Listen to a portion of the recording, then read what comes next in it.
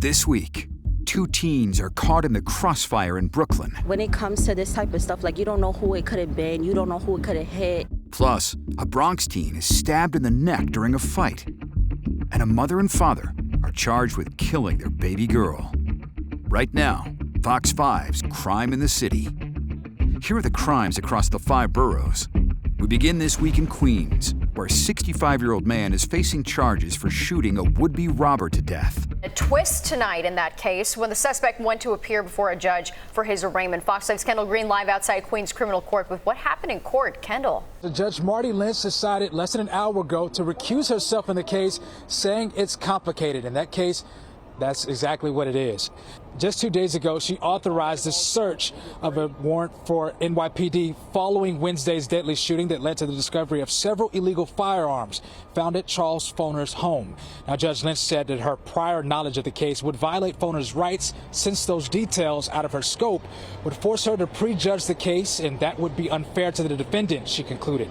Now, just to rehash the details surrounding tonight's developments, the 65-year-old appeared in court following his arrest, facing multiple criminal gun charges.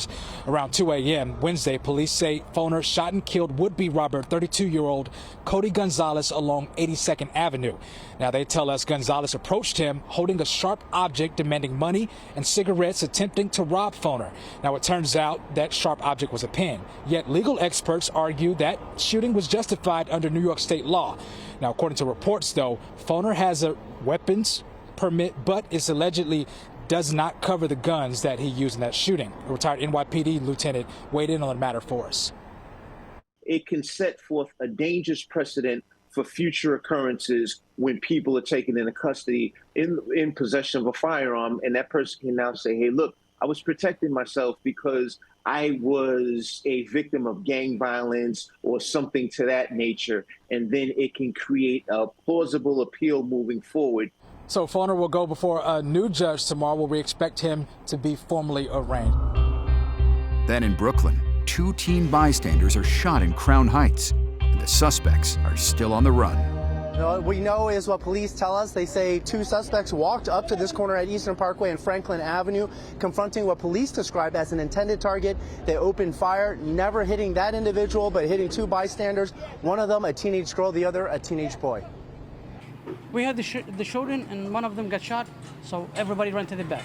Adnan Ahmed spoke with us standing behind the glass counter of the deli on the corner of Eastern Parkway and Franklin Avenue.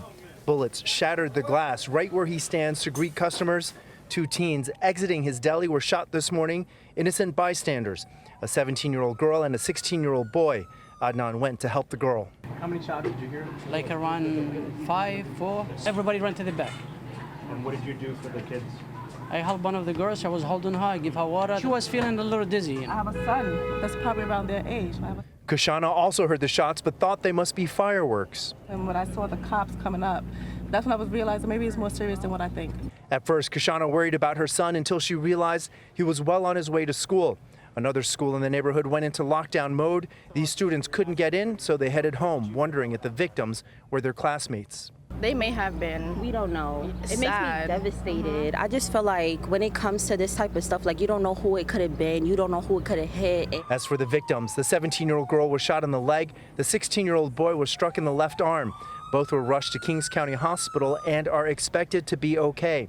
Residents describe this section of Crown Heights as a diligent working-class community with a peace shattered this morning by the same gun violence epidemic plaguing the nation. Oh, it's terrible, man, but I think it's more systemic of just the national gun problem itself. Now, the description of the suspects publicly released by police is somewhat vague. It's 2 individuals they're looking for, both men, both possibly teenagers, both wearing hoodies, one a dark hoodie, the other one a red hoodie and gray jeans. They may have a better description through surveillance cameras, but right now both suspects are still on the loose, at least one of them considered armed.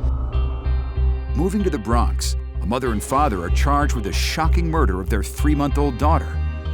The grandfather of the 3-month-old baby girl found dead in a wooded area of the Bronx is speaking to Fox 5. Kendall Green talked to him as the baby's parents await arraignment in her death.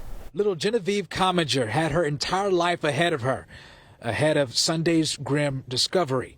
The little girl's grandfather spoke with Fox 5, telling us his role and turning his own son in. And I called the police. NYPD says 23-year-old Damian Comminger, the girl's father, faces charges for murder, manslaughter, and concealment of human corpse related to the infant's murder.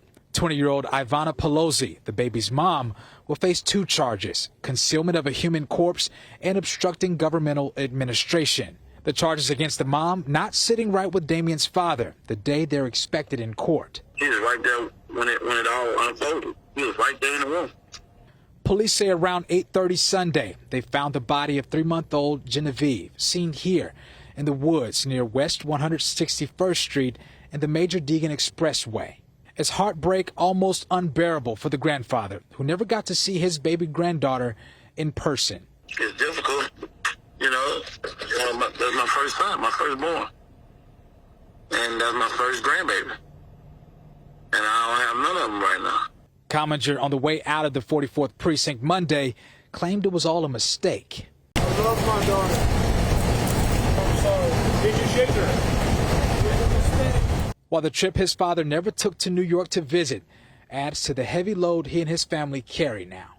No, I was going to meet her, but I just never got a chance to do it. Yes, sir. I was going to come down there for my vacation. One ask Damian's father made during that interview was that we share their GoFundMe account created in Genevieve's honor to give her a proper burial in Baton Rouge, Louisiana. You can find that link on our website. Next, we head to Bay Ridge and the scene of yet another act of violence on the subway. The incident happened just after 10 Tuesday morning inside the subway station at 25th Street and 4th Avenue in Sunset Park, Brooklyn. Police say a 54-year-old man was waiting for the R train when he was shoved onto the tracks by another man. The victim never made contact with the electric third rail and was helped off the tracks with minor injuries. The suspect took off, but news of the incident spread fast. It is what it is because it's happening all around, so you just have to be careful at all times. So it is what it is. The NYPD received tips that led them to the 36th Street station where officers were able to find the suspect and take him into custody. This incident comes after a more tragic one in Manhattan just over a week ago.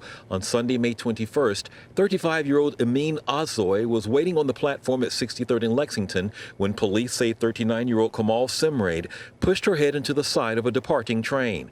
Amin Azoy suffered massive head and spinal injuries and is now paralyzed. Strap hangers are once again exercising personal safety precautions while waiting on subway platforms. I stay by the wall. There's not a lot of platform space for you to be. Why would you stand by the rear? The rear push. I always move back and look who's back of me. And I also practice standing back until the train stops because you just want to be safe. You have heard all kind of horror stories over time, but you really just want to be safe. Staying in Brooklyn, police are searching for 5 women in connection with a series of robberies across the city. Police need your help. They're looking for 5 women they say were involved in a series of robberies in Brooklyn and on the Upper East Side. The first robbery happened around 2 o'clock in the morning on May 21st in Crown Heights. Officials say 4 of the women entered a for-hire vehicle, began beating the driver before stealing that vehicle. Police say another for-hire driver was attacked and robbed a few hours later by 2 women on the Upper East Side. The next day in Bushwick, Brooklyn, police say the 5 women stole merchandise and cash from a store on Myrtle Avenue. They beat and robbed a 20-year-old employee. Do you have any idea who these women are? I mean, these are pretty good pictures if these are the women. If you know who they are, please call Crime Stoppers, 1-800-577-TIPS. Back to Queens now. Cops are on the lookout for the suspect in at least 10 muggings. Police need your help in finding the man they say was involved in a series of muggings in the Bronx and in Queens. So far, there have been 10 incidents starting on May 13th in Jamaica, with the most recent one this past Friday in Corona, Queens. In some of the muggings, more than one individual was involved, and the victims were assaulted before having their personal property taken. The victims' ages range from 30s to 70s. If you have any information, call Crime Stoppers. That number, 800-577-TIPS. And finally, in the Bronx, where a fight in the Morris Heights section ends with a 16-year-old stabbed in the neck. Police are searching for the suspect in connection with a stabbing in the Bronx. This happened Sunday night around 8 in the Morris Heights section. Police say a 16-year-old boy got into a dispute with the suspect near Richmond Plaza and Mathewson Road. Police say the suspect then stabbed the victim in the neck with a switchblade. The boy was transported to the hospital. No word this morning on his condition. If you have any information, police want to hear from you. Call Crime Stoppers at 800-577-TIPS. And that's this week's Crime in the City. Subscribe for more at youtube.com/Fox5NY.